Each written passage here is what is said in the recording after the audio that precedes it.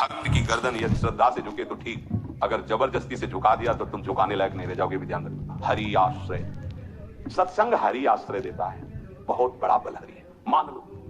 एक दिन आपसे कह रहे थे कि जब आपने देखा नहीं उनको, उनसे बात नहीं हुई, तो आप उनके जनों से बात सुनकर उनकी तरफ चल पड़े, इस बात से हरि आपके ऋणी हो जाते हैं, भगवान इसी बात से ऋणी हो जाते हैं। बस ये बात आप हृदय में बैठा लीजिए। जैसे लोग प्रश्न करते हैं ना कि हमने भगवान को देखा नहीं, भगवान को हम कैसे, किसी की बात तो मान लो ना, आप मान लो, वो तो आपके अंदर भी बैठे हुए हैं, वो आपको इतना प्यार देने लगेंगे, जहां कोई सहायक नहीं होगा वहां हरि आपको दिखाई देंगे। देख लेना, बिगड़ी ऐसे क्षण में बन जाती है, ऐसा लगता है गला कटा तो वो तलवार गले तक आएगी, हार बनकर सुगंधित फूल बन जाएगी, पर गले तक आने आने तक तुम्हारी निष्ठा देखी जाएगी।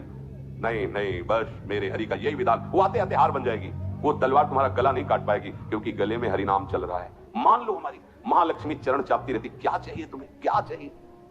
आप सच्ची बात, ये क्या मतलब, कितनी मलिनता छा गई है। हम इसको मार देंगे तो 2 लाख रुपए मिल जाएंगे, ये कर देंगे तो, अरे भैया अगर तू हरि नाम जपेगा तो इसकी कीमत नहीं है, कीमत नहीं, अमूल्य वस्तु है, इसके ब्याज में तू कुबेर बन सकता है, मूल्य तो कभी खत्म होता ही नहीं है, ब्याज में तो ब्रह्मा बन सकता है, बनना तो चाहे। भक्तजन तो कहते हैं नहीं चाहिए मुझे ब्रह्मा का पद, परमेष्ठी पद, नहीं चाहिए सम्राट पद, नहीं चाहिए योग की सिद्धियां, मुझे प्रभु आपकी दास्ता चाहिए। ये बात कितना महासुख होगा उस भक्त को जो इन बातों को कह रहा है, नहीं चाहिए मुझे मोक्ष सुख नहीं चाहिए। वो ऐसे थोड़ी कह रहा है, श्रद्धा से नहीं कह रहा, अनुभूति से कह रहा है, मुझे नहीं चाहिए ये सब, इनमें वो सुख नहीं है जो आपके चरणों के समीप रहने में सुख है। नहीं सत्संग भजन नहीं हरि को, श्रवण न राम कथा अनुरागी, सुत बीतदार भवन ममता निसि सोवत अति न कबहु मति जागी। अरे तेरी बुद्धि सो रही है, जगा दे।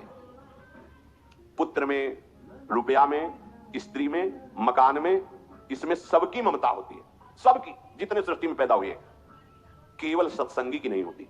जो असली सत्संगी है उसकी ममता प्रभु के चरणों में होती है, क्योंकि वो जानता है सब रूपों में प्रभु ही है, ये सब पसारा प्रभु का ही है, इसलिए ममता उसकी प्रभु के चरण। एक अहमता ममता, ये जग में है दुख जाई, ये जब श्री जी की ओर लगे तो होत परम सुख। जाग जा, बिना जागे दुख दूर नहीं हो सकता। जैसे स्वप्न में हम देख रहे हैं कि समुद्र में डूब रहे हैं, अब जागृत में आसपास सैकड़ों नाव लगा दे तो बच जाएगा क्या वो? क्योंकि वो तो सो रहा है और वो स्वप्न में देख रहा है। अब हम नाना प्रकार के तैराकों को बाहर तैनात रखें तो उसको कोई सुख मिलेगा क्या? क्योंकि स्वप्न में उसको अगर सुखी करना है तो एक उपाय, जगा दे, जगा दो तो ना समुद्र रह गया ना डूबना रह गया। ऐसे ही संसार में मोह से ऐसे ग्रसित जीव है, भाई इतना ही सुखचार है, और उसी स्वप्न में वो दुख से निवृत्त होना चाहते हैं। अब हम बाहर से उनकी कामनाओं की पूर्ति करने वाली बात करें तो क्या वो सुखी हो जाएंगे क्या? इसीलिए कोई साधु जो भगवत मार्ग का पथिक है वो कभी सपोर्ट नहीं करेगा जाओ ऐसा, वो जाओ ऐसा ही है जैसे उस स्वप्न में समुद्र में डूब रहा है, बाहर से हम जल जहाज नाव तैराक सब लगा रहे हैं, लेकिन वो नहीं सुखी होगा, क्योंकि उसके सुख का कारण तब बनेगा जब स्वप्न हटे। स्वप्न तब हटेगा जब वो जागे। जो सपने सिर काटे कोई, बिन जागे दुख दूर न होई, तो उसको जगा दो। साधुजन क्या करते हैं? जगा देते हैं उसको। जागो, कहां मोह निशा सब सो निहारा, देखे स्वप्न अनेक प्रकारा, यही जग जामिन जागे जोगी। योग भगवान से जो तुमने वियोग कर रखा है, तुम जगो, जीव ही जगोगे, तुझे ही जाने जग जाए हेराई, जागे जथा स्वपन भ्रम जाई। कोई नहीं यहाँ। एक कल श्लोक, मत्तः परतरम नान्यत् किंचित् अस्ति धनंजय, मेरे सिवा कोई नहीं। ये कब पता चलेगा? जागने पर। तो हमें बहुत कुछ दिखाई दे रहा है, स्वप्न है। तुमा कहूं मैं अनुभव अपना, सत हरि भजन जगत सब सपना। तो बोले तुलसीदास हरि नाम सुधा तरी, सठ हठ पियत विषय विश्व मांगी। अगर कहीं संतों के पास भी गए तो क्या मांग रहे हैं? हट करके विषय विष मांग रहे हैं। वो आत्मदेव नाम के ब्राह्मण थे, सब कुछ समृद्धि थी, संतान थी नहीं, बड़े दुखी गृहस्थी में। हमारा कुल चलाने वाला होना चाहिए, बड़ा भ्रम बैठा हुआ। हमारा कुल चलाने वाला नहीं, सब बेकार, जीवन ही बेकार हो गया। बिना गुरु के यदि शास्त्र पढ़ोगे ना तो भ्रमित हो जाओगे। स्पष्ट लिखा, पुत्र नाम के नरक की उसको प्राप्ति होती जिसके संतान नहीं होती। अब तो गृहस्थ में बेचारा पड़े परेशान, उन्होंने सोचा इससे अच्छा आत्महत्या कर लें।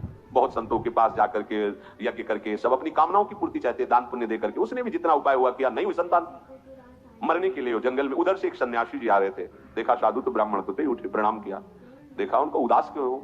उनका महाराज उदास ही नहीं, मैं तो आत्महत्या करने आया हूं यहाँ जंगल में। अरे ये तो महापाप है, आत्महत्या तो बड़ी दुर्गति का कारण है। बोले महाराज अगर आप बचाना चाहते हो तो आप कृपा करो। क्या क्या चाहते हो? बोले हमारे पास सब कुछ है, बेटा नहीं, बेटा नहीं दोगे तो हमारा जीवन बेकार।